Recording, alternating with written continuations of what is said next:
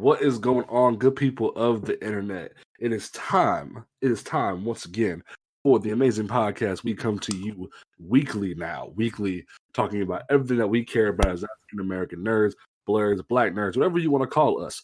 Blerd Grounds is this podcast. We love doing it every week for you, good folks. It is a On Comics Ground network production. We are here talking about the stuff that we care about each and every week for you.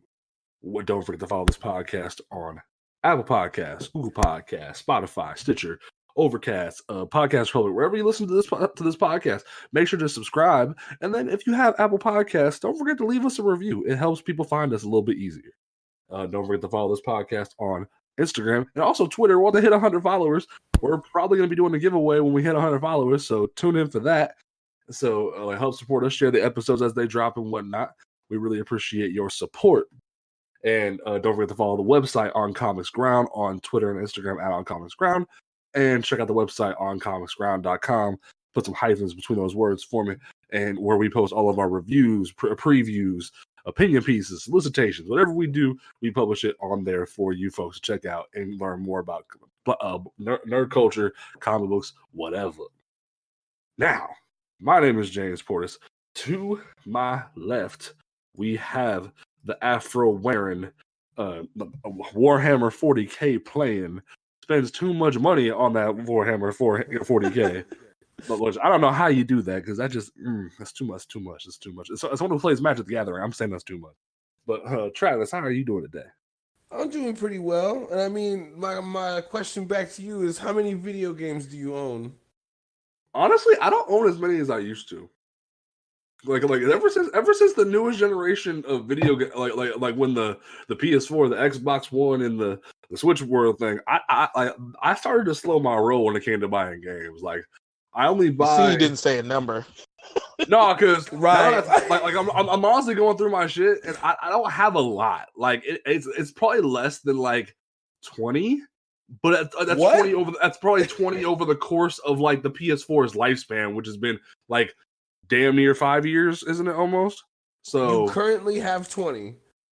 I mean, I'd have to whip out my freaking my disc booklet, but yeah, something like that. And then I have like, but you know exactly how I have so many Warhammer models. Then, yeah, but like, here's the thing: you play tabletop games like that, that's thousands of dollars. I got like a disc book of like 20 some odd games over the course of like a few years. I mean, I've only been playing for a year and a half. Yeah, but like when you walk into like, because I remember when I wanted to get into Warhammer, I saw the big old mechs and shit. I looked freaking baller. And then I walk into the game store, and they're like, "Yeah, you need like $100 to get in this shit like out the gate." And then it gets worse and worse and worse. You need like paint, you need blank figures, you need all this shit. I was like, "Homie, I just want to play." And it's like, "No, you spend like hundreds of dollars." I was like, "Bro, I can't do that. Like, that's too much." Yeah, it's an investment. See, I got hooked up because I was trying to do like for the art stuff, and then like I did so much of the art stuff over time that I ended up having an army, and I was like, okay, cool." All right, and plus, I like the better comparison would have been Magic the Gathering, not my video games. Like I don't play as heavily in video games as I used to. If you just said Magic, you can call me on my shit because I spend like a few $100s like every like a few months on Magic, so you can call me on that. That's you play fine. Standard? Okay. I don't play Standard. I play Commander. Nothing. Fuck that. I don't play Standard. Standard's for the birds. If you play Standard Magic, then you are just pouring money into the ground. If you play Commander, you're making investments towards like the rest of your career playing Magic the Gathering, because it's a format that is eternal and goes back to like is it 8th edition? Something like that? I don't know. Anyway, so like that's a thing. So that would have been a better comparison, my friend. Anyway, to my right, we have the doctor himself, the man who doesn't stop working, makes himself sick sometimes because of it. Dr. Jones, how you doing this evening? I'm a sick doctor. Yeah. I'm healthy now. So, you know, I'm not sniffling no more. That's good, because last week you was a little rough. Yeah, it was a struggle, but feeling better. Doing good. That's what's up. So, there wasn't a whole lot of news to talk about this week. There was the Twitter commotion about the whitewashing of Storm, which we will not be getting into this week. We a few of us might talk about that on panel to panel this week, so look out for that. But we are here. If you didn't check out Twitter and Instagram this week, you would have saw the teaser image of the thumbnail for this episode. But the premiere of the show that I will admit, fellas, when this show was announced, when this show was being brought out, I literally could not give less of a shit. Especially when it was announced when all the issues with Jeff Johns and Doomsday Clock, like the comic series, was going on at DC. It's like, hey, we're gonna have a continuation of Watchmen while you're doing a continuation of Watchmen, and I'm like, but why? So that frustrated me. And then as more time went on, I'm like, this looks like it has nothing to do with Watchmen other than like Jeremy Irons might be playing Ozymandias. So I had sat so far away from this, and then the minute I turn around, everybody and their mama is talking about this show. So I had to sit down and check out this program. So if you hadn't heard about this, folks, HBO had gotten the ability to work with Warner Media and DC to produce a continuation of the original Watchmen comic book, just entitled Watchmen. It takes place in 2019, but it is the parallel Earth of 2019, continuing from the era of Watchmen when Nixon continued to be president, and apparently somebody had lost their goddamn mind and made Robert Redford the president for 30-odd years. I don't understand that. I mean, the results seem to be worth it. Apparently. Apparently, Robert Redford got reparations in, which okay, that's a thing. Yes, yeah. Tax-free reparations. Oh, Lord. But no, the show decided to just jump fully off the wagon in terms of like different things. Now, not everyone coming into this program, whether it be this podcast or the TV show, that knows everything about Watchmen. So there's going to be a lot of metatextual stuff. That's a big word for some folks. But you know what? We're going to use it anyway because we want to educate folks. There's a lot of metatextual stuff in the show that will bend the mind and confuse you because there's a lot of like lore attached to the show they don't really explain. Granted, it's not like Batman v Superman bad where they just like throw at you like the whole damn kitchen sink and don't even like blink an eye. They actually try a little bit in this program. So, before I dig into the history of Watchmen a little bit, fellas, you have also watched this program, Travis, a little bit more than he should. A little bit more than you should. Dr.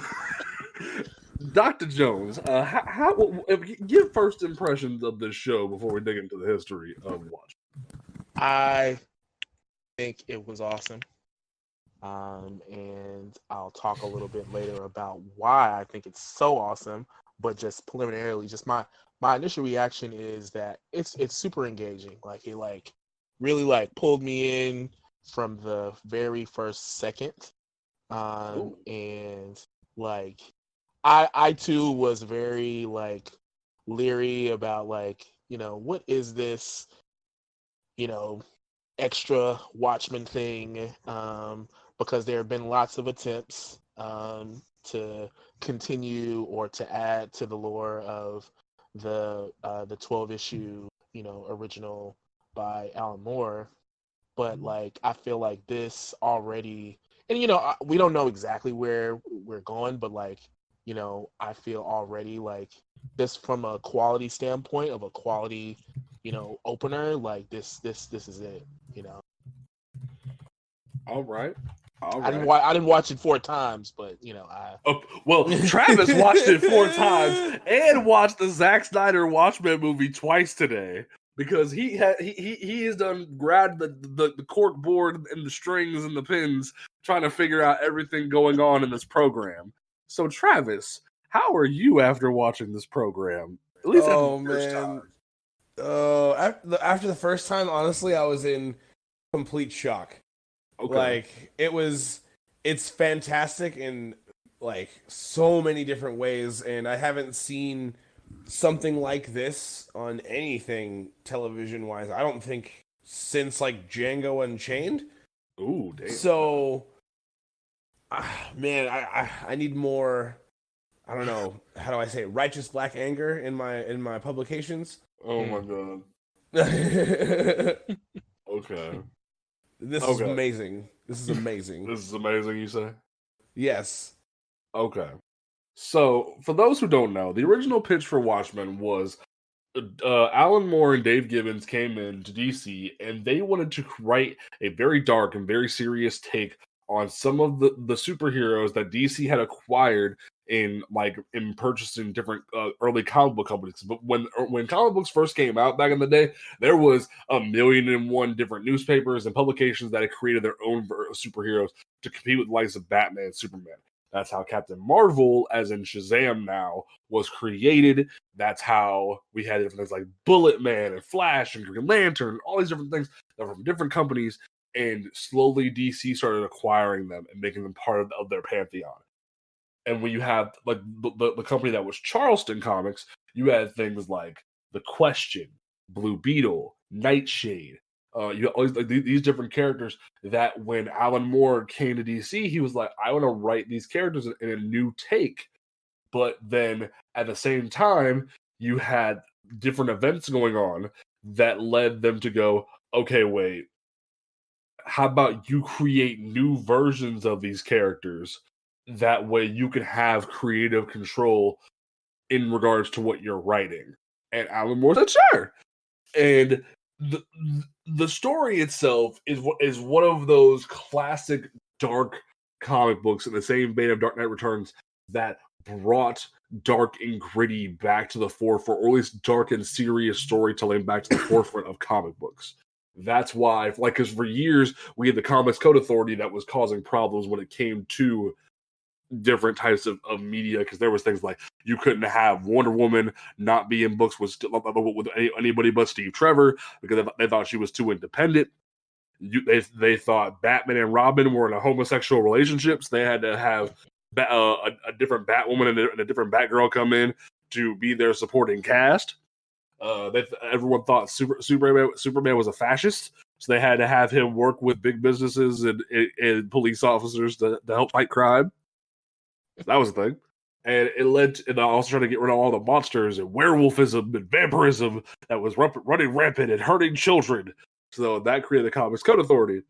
And then as time went on, things started to get more looser and things were getting better. So in the same vein of Dark Knight Returns, Alan Moore created, well, he didn't create Dark Knight Returns. Frank Miller did. Frank Miller's a little special.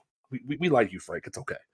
And we have Alan Moore creating Watchmen alongside Dave Gibbons, which just this entirely different timeline of events where throughout the universe, like the America's history, you have different superheroes that are out there. And the only real superhero that had powers was this very godlike figure in the form of Dr. Manhattan.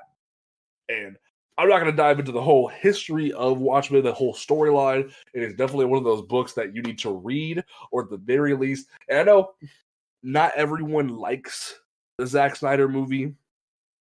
That's up to your opinion. But for those casual folk who don't want to run down to your local library, to local Barnes and Noble, and pick up the whole trade of Watchmen and tear through it, the movie is the best chance you have to understand everything, minus the giant squid.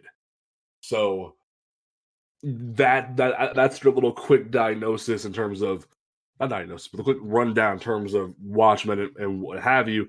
And you then get further on into the lifetime of Watchmen. You have the movie, you have different things that go on, the different influences that Watchmen and Dark Knight Returns put into the comic book landscape when it came to bring more dark and serious stories into the forefront. And then for so many years, everyone kept trying to write the next Watchmen, whether it be their own different stories or revisit the material. That's why later on we had the Before Watchmen was like little different miniseries that were supposed to tie in to the Watchmen lore. You had different creators like Darwin Cook, J. Michael Straczynski, Len Wein, Brian Azzarello coming back to write these stories about but before everything went down in the original book with different characters like Rorschach and Night Owl, Ozymandias, these different characters that are in the forefront of the book / movie and what happens with them before that. But now, in the present day, we have the continuation of Watchmen. And this show takes the biggest leap forward from the original setting of that the Watchmen takes place in the early 60s and 70s, to then moving forward to 2019, where, like we said previously, Nixon had been president for multiple terms, not just the few he had, and then Robert Redford became president for 30 years. That's some very in not good situation right there, I guess. But apparently it worked out because let's just get rid of terms. Apparently, let's just get rid of cycles for president. Apparently, and then we just have the great thing of reparations come about, which they barely mention it in the show, and then everyone hopped on the bandwagon for it, which I thought hilarious. Redfordations. Yeah, they called it Redfordations, and it was such a weird name. Redfordations, like Redfordations. It's so hard to say because like I get what, like, how does Robert Redford feel about this? That's what I want to know. How does Robert Redford feel about being used like this? And I mean, he's like he played a Marvel character, so how does he feel about DC? That's true, he did. Using him. So this show continues from where Watchmen left off. You see the advancement of technology with the police force. You see that the Rorschach's journal that was left out to be published at the end of Watchmen has been released to the public, and different factions of people have interpreted it in different ways and created their own terrorist cells, and having to have the police go against these people. There's even a new superhero of sorts working with the police force, played by Regina King as Sister Night, which everybody and their mama is loving. And I have to agree, Regina King put some work in this show. Brothers, do you agree? Yes. Yeah.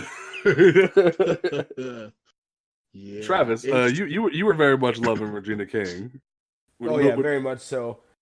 I was loving her. I don't know, just her whole backstory and how, like, when they introduce Regina King before you see Sister Night, she is just like doing bakery stuff for these kids and just starts going into like 1,000-yard stare PTSD explanation of something that happened to her. And then they bring up the whole, casual racism, and then her son just beating on the other kid. It was a wild. I loved everything about it. That whole moment where, like, the stupid little kid asked her if she was gonna build her bakery with the reparations.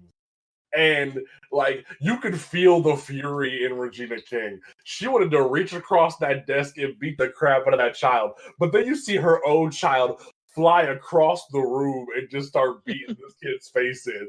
And good on you, child. You knew what you needed to do, and I appreciate you for it. But, like, damn. Right. Like, you can tell the kid that said it has never seen the evil eye in his life, because the way Regina looked at him, I saw that and I was like, oh, okay, shit. Because not only he caught the fear of God, he caught the beat down, and it was funny. He caught Mama's eye. No. Yo. We all know Mama's eye is a scary motherfucking thing. Ooh.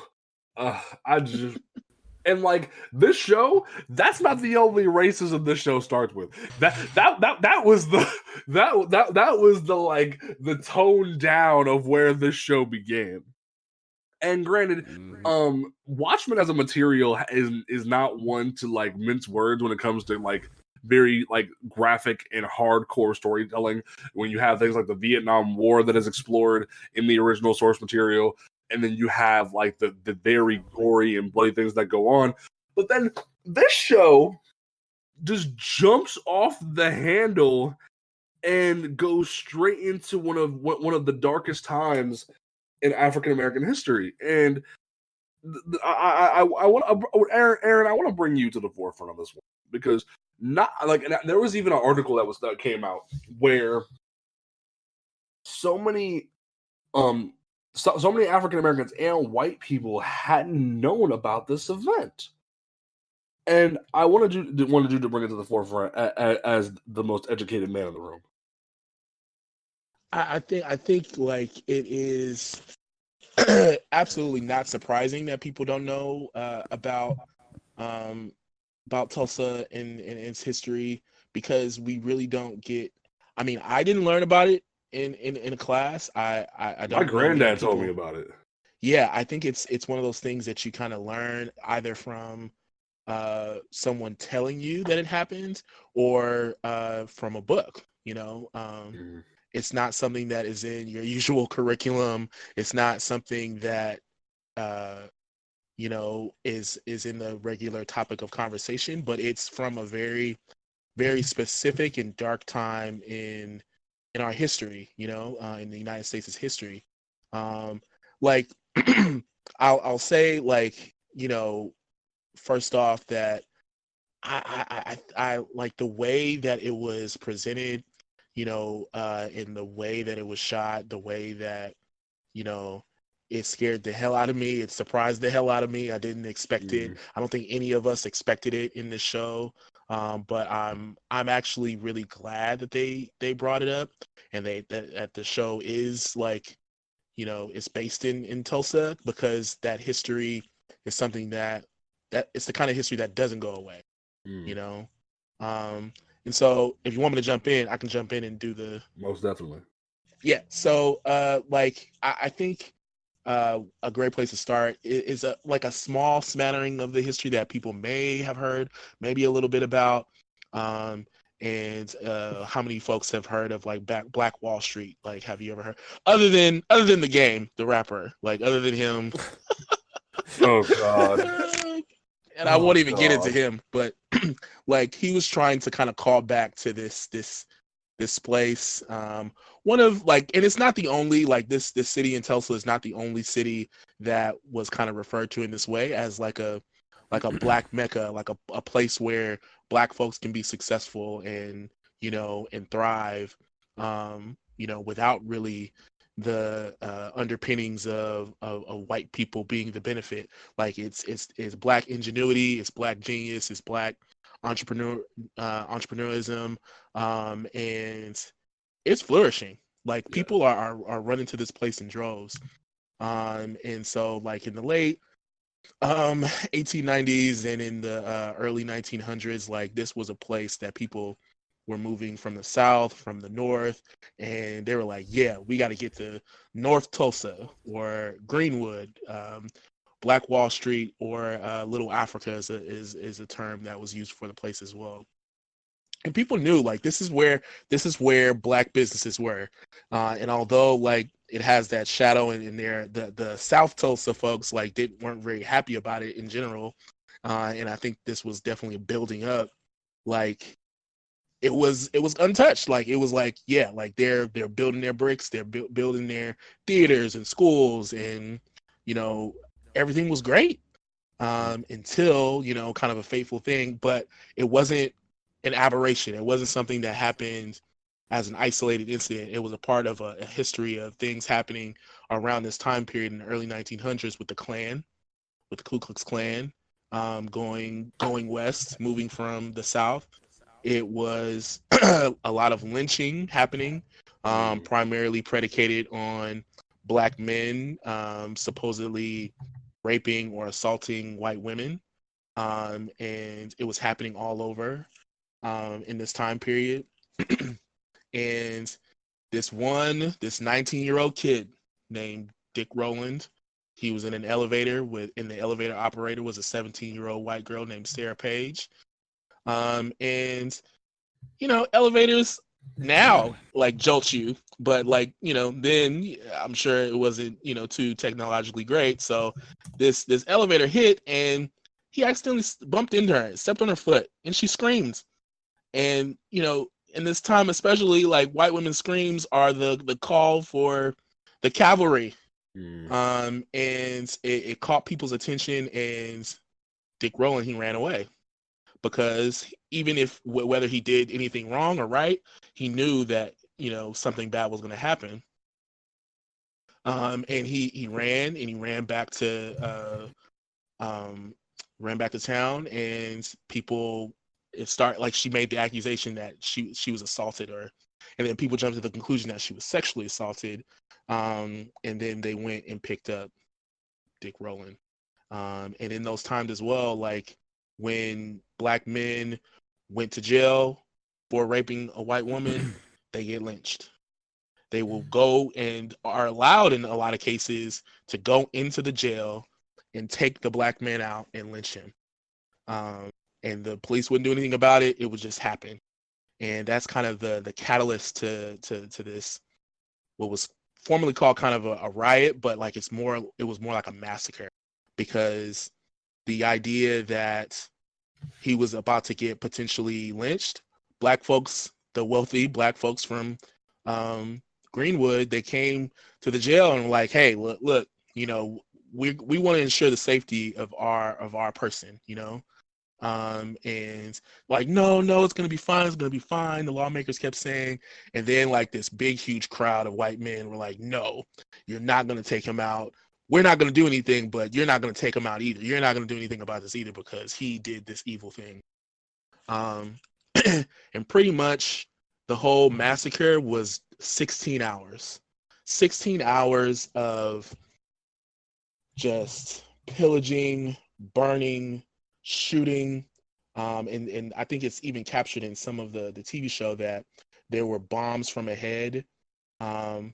The official story and the reports were that there weren't any military that used their warplanes to bomb it, but people had personal planes. Like white people had personal planes and shot from those planes like that. That's commonly believed from the information that was gathered, that they shot from the air.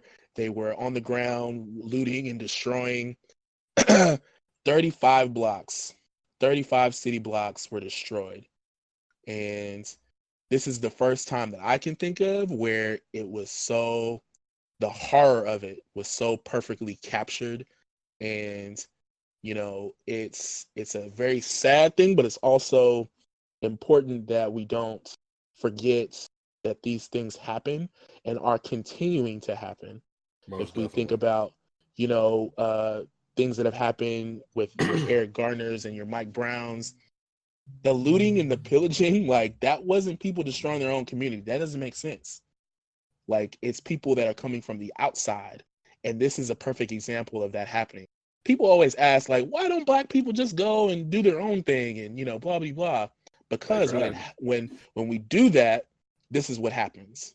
Within like an hour and a half of the massacre starting, like in an hour and a half, they called the National Guard and the governor called martial law. Again, like thousands of people were displaced from their homes. Hundreds of people were killed. And 535 surgeries were done by the Red Cross. Like it destroyed that entire infrastructure. And it's a super important history. And just recently, Bitterroot, which is set in the Harlem Renaissance, which is set around the same time period, it like if folks pick it up and read it, they really should. It's one of the best comics of the year. It is so dope. And just recently, the Red Summer came out, and that's what this time period was called. Not just for the Tulsa massacre, but for this entire time period. It was called Red Summer because there were so many lynchings and destroying of black folks' property by white folks. And they capture it there. Like that was the first time I've seen it in like print. Like in the Red Summer book, it's a series of stories, and it captures and it connects to the current book in that storyline, and it shows like some pictures and some things, and I'm just like, damn, like this is what I imagine when I like read about it. I've read a couple of books about it. And I think one last thing I'll say before I have us continue. It was so jarring to me, and it's so important. And the reason why I'm talking about it now is because like I have a personal connection to it. Like I don't necessarily, well, not currently. I don't know if I have any relatives who were like impacted during that, but my family on my dad's side are folks that are part Native, and they had lived in Indian back when it was Indian territory, because that's what Oklahoma was originally for. They lived not close, but they lived in the same state. So imagine, living in, California, Ohio, or Oklahoma, or Mississippi, or any of these places, and these types of things are going on where an entire Black neighborhood is destroyed. You imagine the kind of fear and anger and angst that will come from living in a state like that.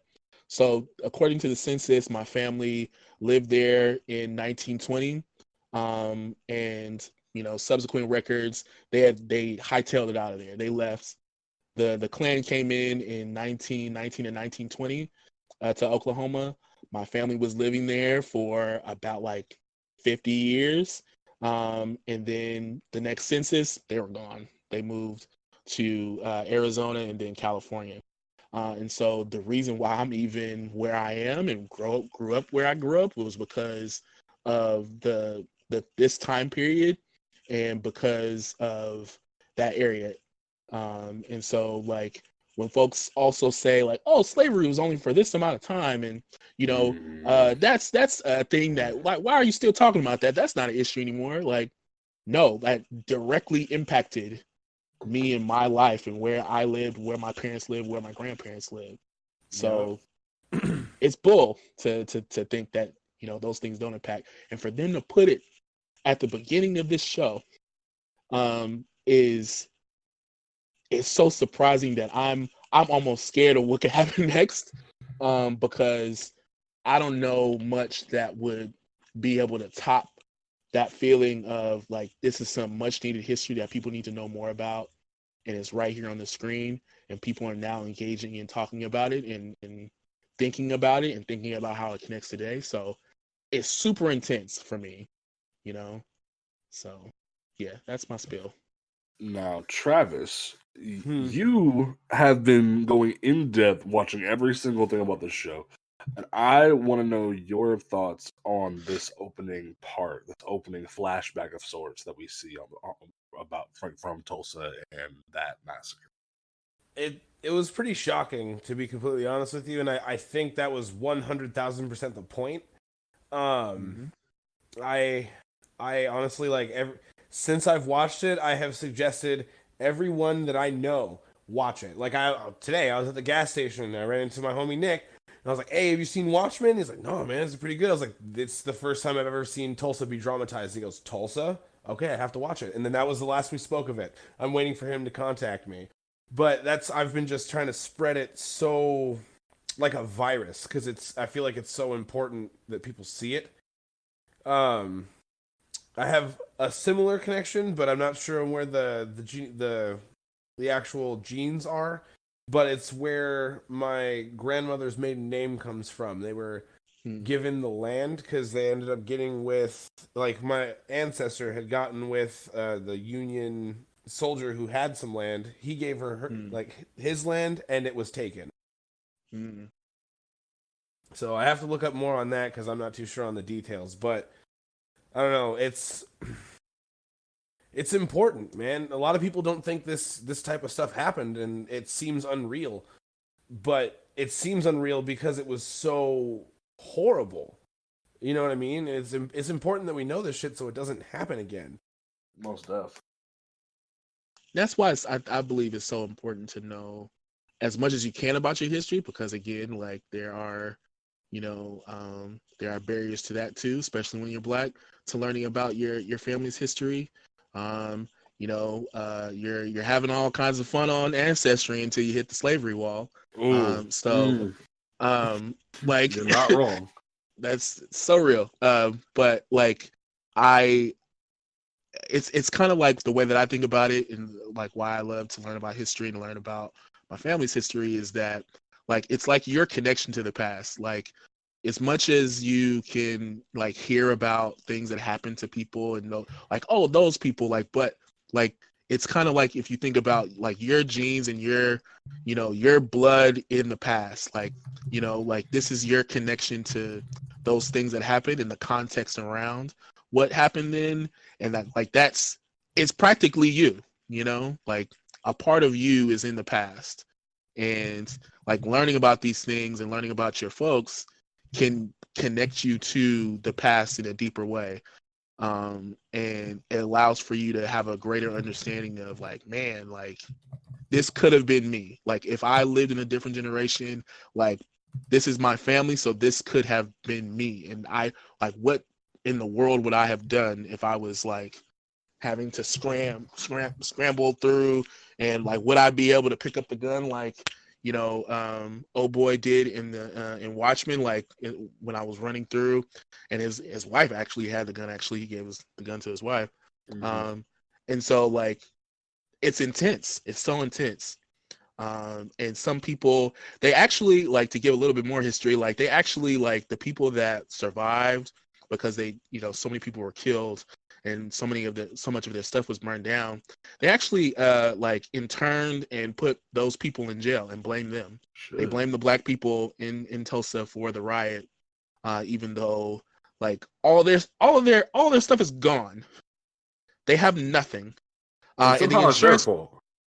And somehow it's their fault. In the insurance companies, actually, the reason why they call it a riot and why a lot of people that like research it and think of and talk about it are going away from using riot is because like they use the word riot to keep them from getting their insurance money, because the insurance didn't cover a riot. Oh wow. So their houses were burnt down by people outside of the city, or another part of the city, another part of Tulsa, and they lost everything, and the insurance companies refused to give them any money to recoup or rebuild themselves, because that's why they called it a riot. And so like, just knowing little tidbits like that is just like, man, can't wait. And they tried to seize their land as well, so that even if they were able to kind of rebuild, they tried to take their land because it was burnt down, and there's some sort of ordinance that says if it's burnt down to a certain recognition, then the state can seize the land and sell it to somebody else. And so people were trying to snag the land as well. So it's crazy. See, go ahead. Sorry. No, go ahead, Travis. I've texted my mom in the background, and that ancestor that lost all that land was in North Carolina. See, growing up and being mixed and not knowing a lot of this stuff really messed with me.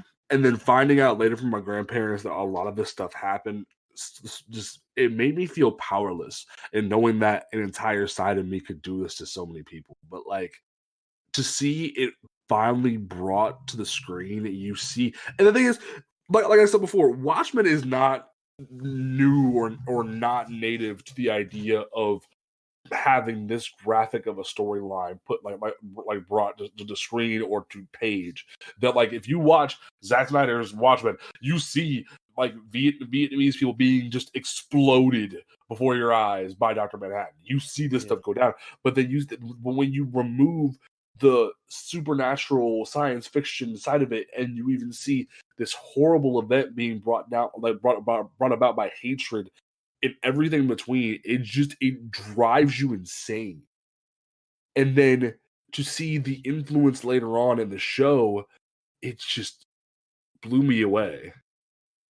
Like they even mentioned Bass Reeves in this, like, that's as Kevin Smith would say, a deep cut, because like he is, he was the first ever Black deputy U.S. Marshal, and Like that's not many people know about him either. So I was just like, man, they are hitting hard. Like they want you to feel what's going on. It's unreal.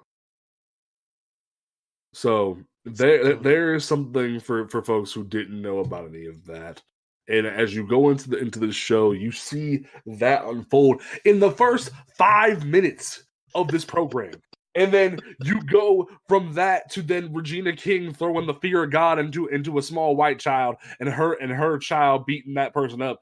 And it throws the whole show like through a loop. Like I just The dynamic is nuts. The dynamic just goes totally different from there on. Now, granted, the momentum stays. The seriousness and the momentum and what's going on stays, but the context of the different supernatural elements or the different things going on in terms of just the mythos of Watchmen evolve from that point forward. And what happens from there just whew.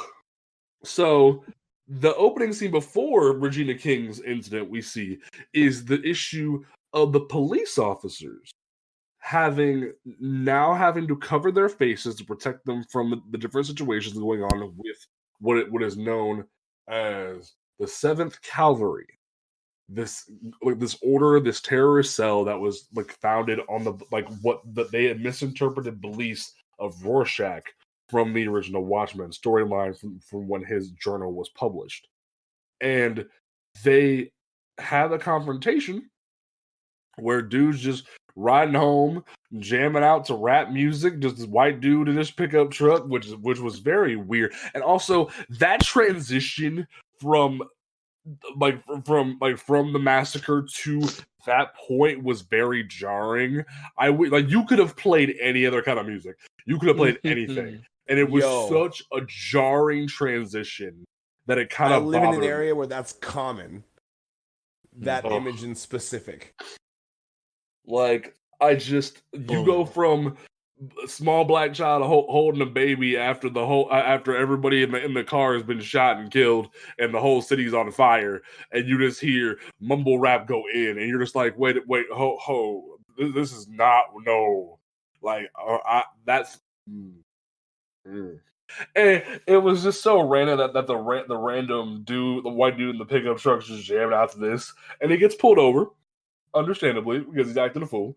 And the police officer arrives, and he's decked out, asked for permission to record, which good on you, good sir, good whatnot. And you see his face is covered. And from there on, the show just keeps unfolding and unfolding, because then you see when he goes back to the vehicle, to his car, he has to get authorization to release his gun. And that right there was just bang. Right? But no, the idea of authorization needed because of the different types of force and different types of things that are going on in society within this one show was just insane. Thoughts, folks? I really enjoyed the dynamic shift, because the way the tone is from the first scene to this scene, when you see the dude getting pulled over and the cops rolling up, you're like, oh no, what's gonna happen now?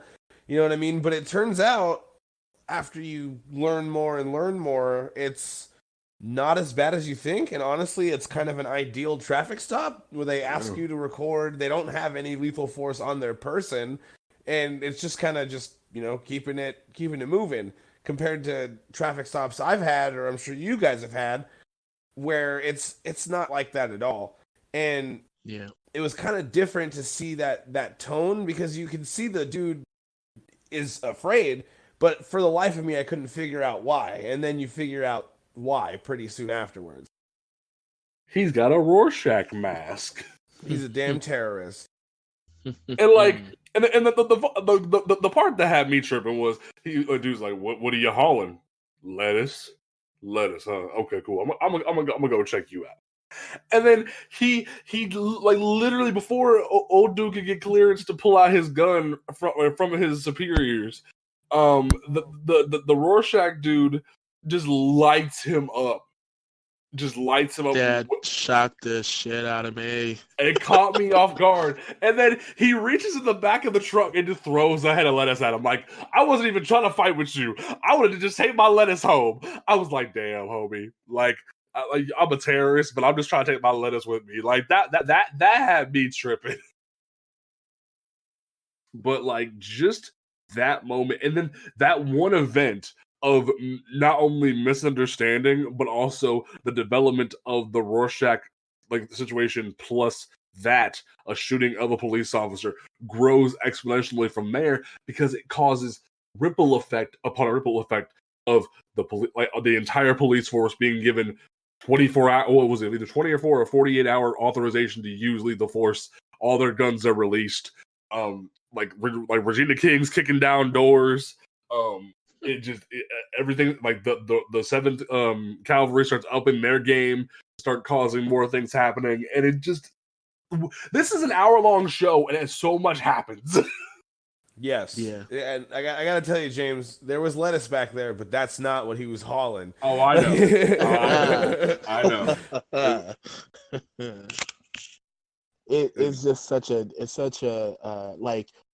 I think it is the most, like, see, there are like really, I can't even talk, like, I know, I'm right? so flabbergasted about this. So like there's so many elements, so it like really reminds you of the original Watchmen that, it's so layered. And even, in the pages that were allowable for each of the issues, like there was so much in every piece of it, plus the extra stuff in the back. And so that's why Travis is, putting combing on his best through everything that he can. Bro. him and Marcus, like, Marcus sent it to me and was like, "Did you see this?" And I'm like, "Oh gosh." And it's like there's so much going on, just even this first episode that we've talked this long about it, and that because there's just so much here, and I just can't for the next one thing I want to bring up that really like hit me hard about this first episode was did you notice the dynamic they set with the music? Yes. Where it was like any trap, any I don't know, IQ dropping, bumping ass hip hop was not listened to by any black folks in the show.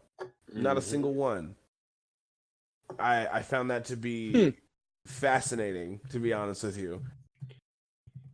That's interesting. Yeah. It's almost like they kind of were trying to police it. Like especially the idea of, or maybe the development never really occurred because of Redford being president and reparations occurring. Well, a lot of the other music they were listening to was just jazz. In the height of old school black culture, it was about jazz. You know what I mean? So that's what it kind of felt like to me. Whereas you can look at music today created from the culture, and it honestly kind of pales in comparison to jazz as far as what jazz is now. In my opinion, like, granted, fame is one thing, but music is, it's a huge deal. You know what I mean? So when you're able to take like classical training, like that was done back then, and make it so random and wonderful, and then come back to that, I don't know. It felt like it set a tone that it wasn't meant for us in the first place. Does that make sense? Trap wasn't meant for us in the first place. Is how I felt watching this episode. Which is kind of crazy when you think about it, like, because the idea of rap and everything in between being the influence and the start of rebellion for a lot of people. So to see that rebellion not being needed is kind of weird. And like the when they did the Oklahoma play, and they're singing stuff from freaking Oklahoma, and all, like, most, if not all, of the folks in the musical are black, which would never happen. It would be very rare. Like, I was the only black person in my theater department, let me tell you. But like, no, like, that hit home for me when I saw all those black folks up there. I was like, this would never happen.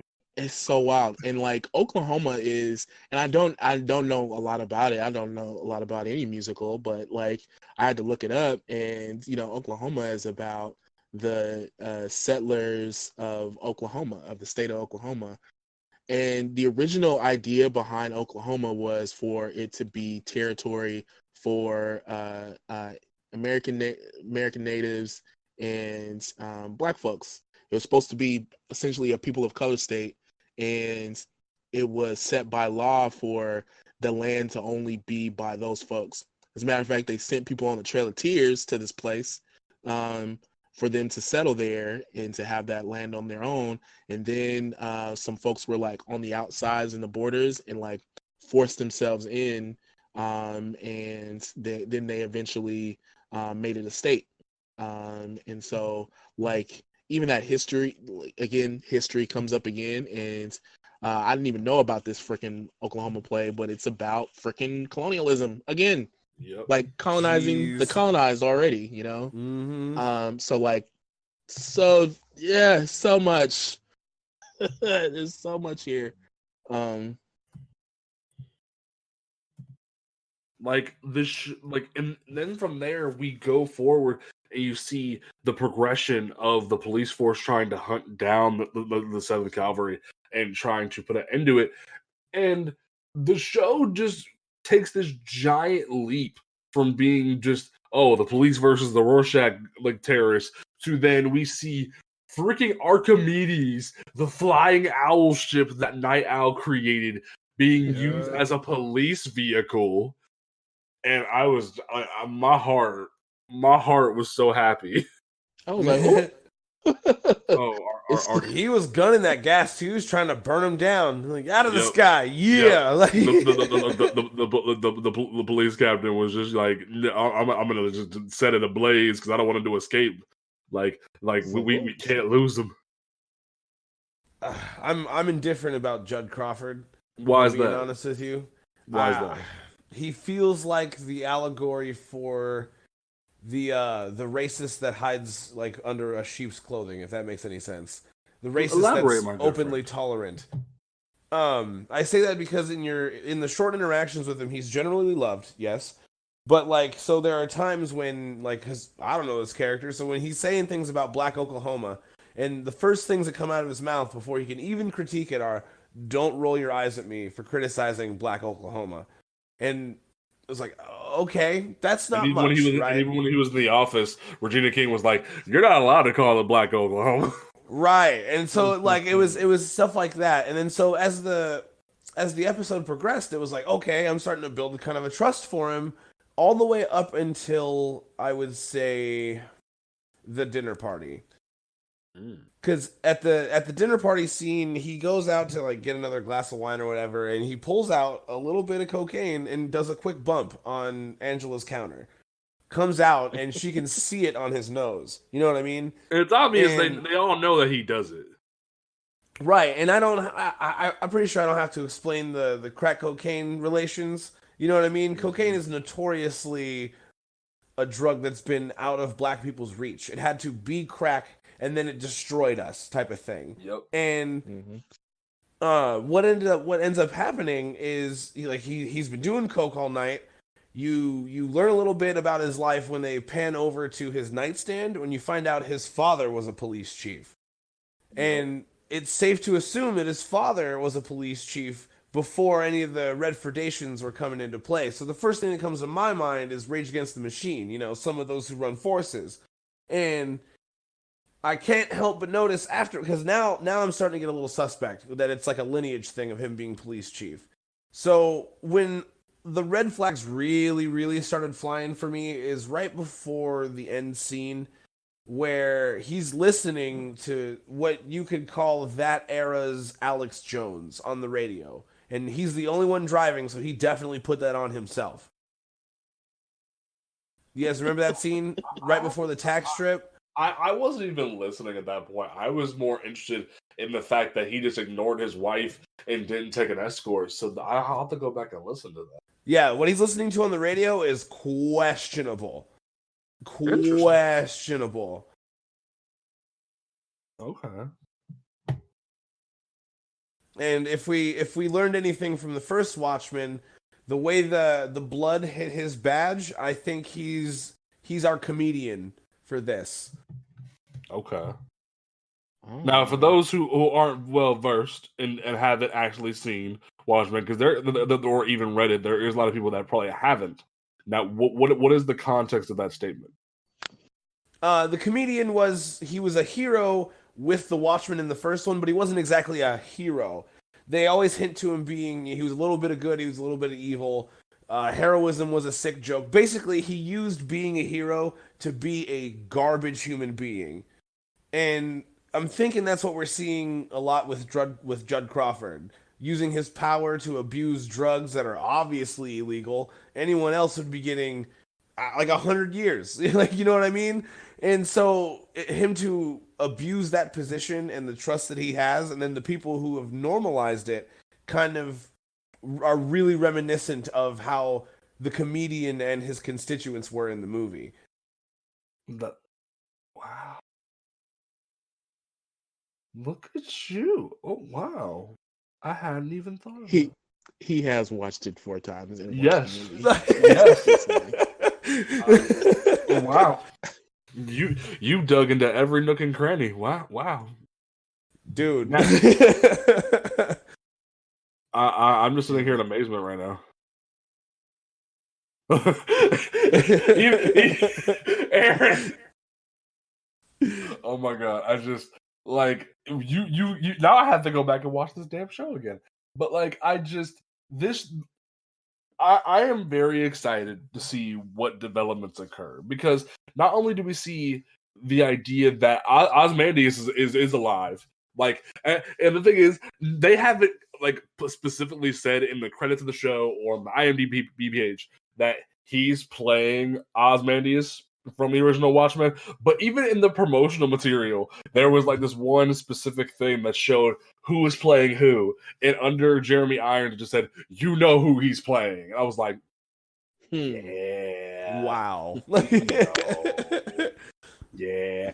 And like that, like we know that Jeremy Irons probably shot all of his scenes in Wales in the special castle, so apparently, Ozymandias has gone through the effort of like isolating himself, that way everyone thinks he's dead. There's going to be these developments where he's gone from using the squid as a way to just like to unite everybody. He's going to use fear of an attack or another like a security threat to destroy the world.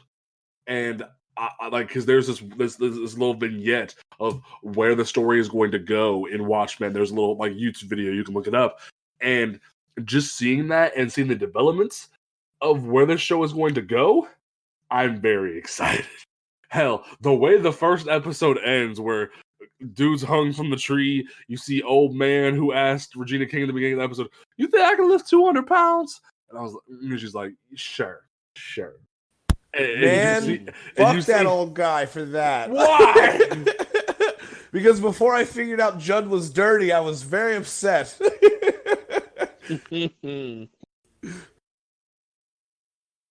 Why were you upset? Because they made it appear as if he did it, especially in the trailer for the next episode. See, I don't see him doing it though.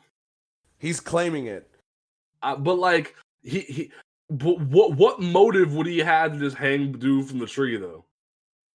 He maybe knows something about him that we don't know. Just like with comedian, a lot of people didn't know that he was a murderer and overall terrible human being. Fair enough. Yeah.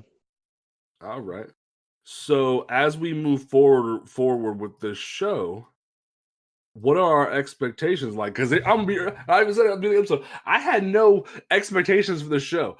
I thought this show was going to be them just trying to cash in on the recognition of the original source material and nothing else. But not only do we have all this development with Black Wall Street, like it being based in Tulsa, Regina King putting on the performance she did. Also, Regina King needs to win an Emmy or something for this show just based off the first episode. Like the intensity. I smell bleach. Yeah, that line. It's so white up in here. I smell bleach. I was like, damn. Yeah, I was here for all of that. Like she was getting so prophetical at points. Like her Huey Freeman was coming out. Like I like if you get that reference, then good for you. Like I just, which sooner or later we will cover the Boondocks. But I'm so excited to see where this show goes. Hopefully, and from what we see of the show, the detective lady who comes onto the show, she said her name was Lori Blake. Yup. That name. It's who you think it is. It's exactly who you think it is. It better be who I think it is. If that's my girl. Exactly who you think it is. That's my girl, Jupiter. Shit. Like, I'm so hyped. But, like, I just, like, this show is going to keep ramping up and doing what I want to do. And I'm so here for it. So, Travis, you've dissected the show. I want to know what are some of your predictions? What are some of your like Easter eggs that you have found? Educate us. What can we look forward to? Fun little like Easter eggs. Of course, you guys saw the obvious one where they zoomed in on Mars and Dr. Manhattan's glowing bright blue building a castle. Another weird few like references I'm noticing that are like culturally significant are like do you notice how Regina had white children? Yes. Did you also notice that the what you would assume to be the racist white people flying Confederate flags living on what looked to be a reservation? Yes. It to me seemed very reminiscent of what happened to Native American peoples in a very same time, like in the early 1900s, where people were. What it was the white. I hate to say it like this, but I have to. The white man came and made up these rules for their culture and how to live, and started taking their children away. And when they would do that, they would put them to the front of the line in orphanages to get them out to white families and separate them from their cultures, right? And so I'm thinking that's what's going on in a similar way with this, but except the culture they're being separated from is straight up racism. Like, did they call like the white reservation Nixonville or something like that? Nixonville, yes, and it was ghetto as fuck. Yeah, because there was like, people couldn't remove themselves from those ideals and move into yeah.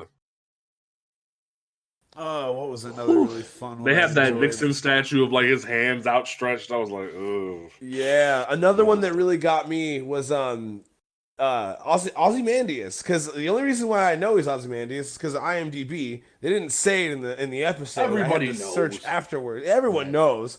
But did you notice that out of all the super duper blackness that's going on, Ozymandias is in the whitest of Whiteland? He's in Wales. Yo, he's in a castle. He's riding a white horse. He's got white slaves who are stupid as shit washing his thighs. Also, Travis, I wanted to ask you a question. What's up? Did you catch the relevance of what Ozymandias' play is going to be about? The Watchmaker's son? Yeah. Did you catch that? Clever girl. Because for those who don't know, Adrian Veidt in the show has told his servants that he is writing a play, and the play is called The Watchmaker's Son. If you read the original Watchmen or watch the movie, you know that Dr. Manhattan was the son of a watchmaker, and when he was put in the chamber that turned him into Dr. Manhattan on accident, he was holding a watch. So everything revolves around time. The watchmaker's son. The watch, and also the doomsday clock.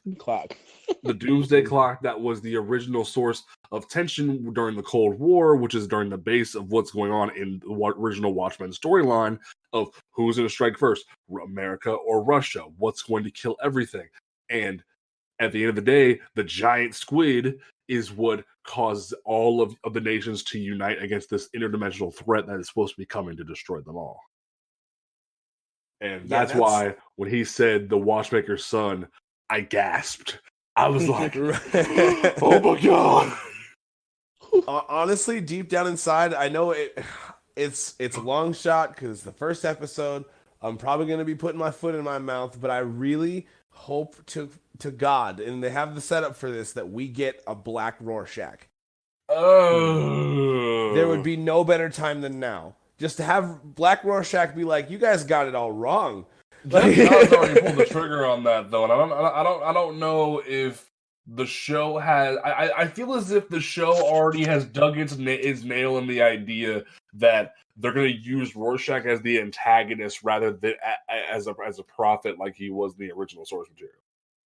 That's true. That's why I'm saying it's probably the longest of shots. It makes me think about freaking that Dave Chappelle skit where he that old guy is a member of the Ku Klux Klan. And he's blind. He's blind and he's black. He takes off his hood at the meeting and he's black and people are like, "Whoa!" And he left his wife. He divorced his wife. Bruh. He divorced his wife because she likes black men. It's so crazy. Yeah. I'm gonna post that in the chat. Oh, God. So now that we've brought it up, also, there was one other thing that kind of like irked me a bit. Well, not really irked me, but like had me interested in things. I like how they use the Minutemen TV show movie thing or whatever as another device, as a sort of Black Freighter-esque device to control what's going on with the narrative. And they're going to sort of like use what happened with the original Minutemen and the Watchmen storyline of how they had rose to power and were the greatest superheroes of the nation, but then slowly but surely different forces started to take them out because they viewed them as a threat. And now we're seeing the Minutemen movie come about, but then seeing the police force losing its most valued members. I thought that was a very cool parallel. Yeah, and what's something to look out for is Dollar Bill, because they had like a picture of him in the trailer where Regina, fought that dude and he took the cyanide pill. Another one to look out for is Hooded Justice. Yeah, because with this whole racial tone of things, Hooded Justice seems like Lynchy Man. Like if I'm to be frank, like that's what he looks like. Even he's got the pointed hood and a noose, and it's awful. See, Hooded Justice feels like the dude for me that the dude in the wheelchair could totally just be Hooded Justice. Like could totally just be. I feel like there were suggestions that he might have been black. Yeah, like the idea that he would be hooded, like similar to the American Way comic that Vertigo that DC and Wildstorm put out a while back of like you cover up the face of the black man, that way he can be a hero. If Hooded Justice, like especially in the original comic, because Hooded Justice was the one that saved Sally Jupiter from being raped by the comedian, you have that parallel again of the hero returning and embracing the idea of the lynching, putting the rope around his neck to defeat his foe. That would be some shit. I'd be all about that right there. Like, oof. I'd be so down. That would be deep. I would love that so much. Like, if we just tie that all back into Red Summer, oof, my heart. Like, that's powerful right there. So, fellas, I believe we've gushed a good amount of time here. So, how are we excited for what's to come about this show? Hell yeah! Oh yeah! Hell yeah! Of course. All right. So we will be back with more developments. I don't know if we'll cover it every week. We might have a little bit of roundabout thoughts, similar to how we're going to be doing Black Lightning. I'm not caught up on Black Lightning. Aaron, are you caught up on Black Lightning? I am.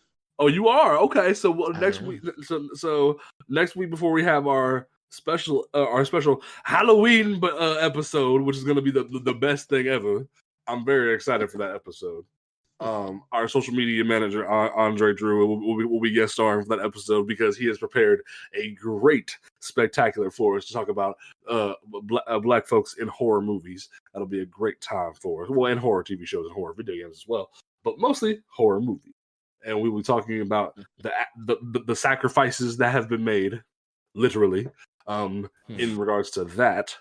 But until then, we're going to go ahead and wrap up the show. and we will catch you folks next week. Before we do, don't forget that you can listen to this podcast on Apple Podcasts, Google Podcasts, Overcast, Podcast Republic, Pocket Cast, anywhere that you can listen to a podcast besides SoundCloud. You can catch us there. Not SoundCloud though. We don't support SoundCloud. We support SoundCloud rappers, but we don't support SoundCloud as a platform. Oh Jesus! And you can follow us on Instagram and Twitter. Make sure you follow us on Twitter because we're about to hit 100 followers. We'll be doing a giveaway for when that comes out, so check out for that. You can follow us on Twitter and Instagram at Blerd Grounds. You can follow the website on Comics Ground on Twitter and Instagram at On Comics Ground. Check out the website on comicsground.com. Put some hyphens between those words as we get ready to post more reviews, previews, opinion pieces about the comics and nerd culture that we love. Now, is there any closing thoughts before we wrap up this show? Start bumping some Rage Against the Machine again, because there's no better time. Oh my gosh. Don't be like Travis and watch the show and the movies over and over again. But it's so good. It's Watchmen. There's no limit to the rabbit hole here. Oh my gosh. Tock. Indeed. Aaron, do you have any closing thoughts? I am just really excited, and I hope this encourages people to learn some history and, get your lives together and, read a book. Read. Or two. Or 3. All right. And my closing thought is, once again, we will be having a teaser for our winter / season 1 finale at the end of this episode. Make sure that you tune in for that and get ready for next week for our Blerd Grounds Halloween spectacular. I don't know why I'm calling it spectacular, but I like it, so we're gonna go with it. But in regards to that, I will be saying trick or treat, motherfucker. And we will be rolling out this. We're out to my boy Busta Rhymes. We will catch you folks next time right here on Blerd Grounds. Peace out.